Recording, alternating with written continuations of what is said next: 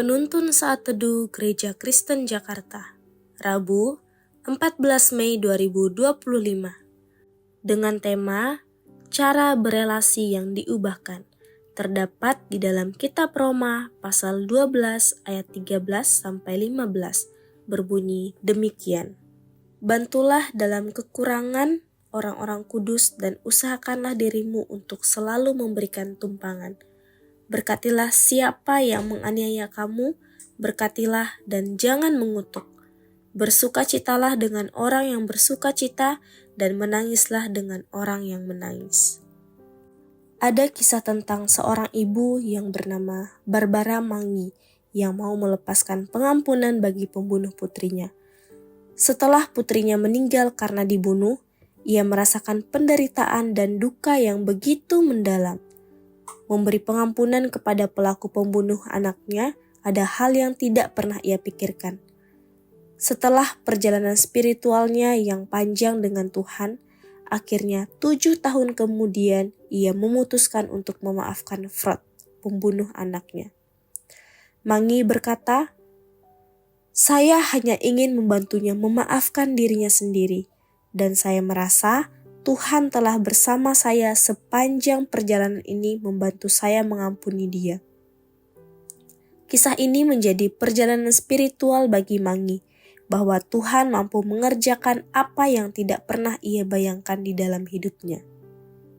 Apa yang diperintahkan Rasul Paulus ini merupakan sesuatu yang hanya dapat dikerjakan oleh Tuhan di dalam diri seorang percaya.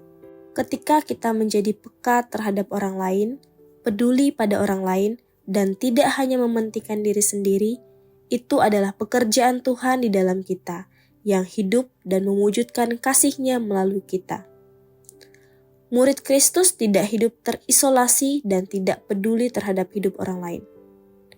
Jika orang-orang di dunia sering kali iri dan dengki terhadap keberuntungan seseorang, sebaliknya, murid Kristus harus berbagi dalam kegembiraan yang dialami oleh orang lain.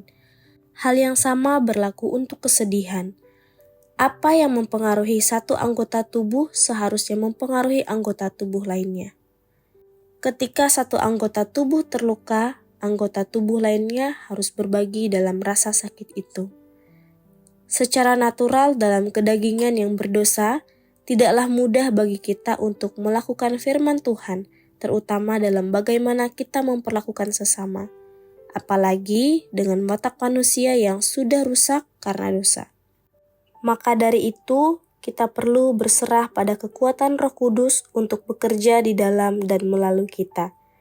Kita memerlukan kasih karunia Allah untuk berelasi dengan tulus dan benar dengan orang lain, sehingga kita dapat menjadi pelaku firman yang efektif, baik kepada sesama orang percaya, orang asing, maupun musuh sekalipun.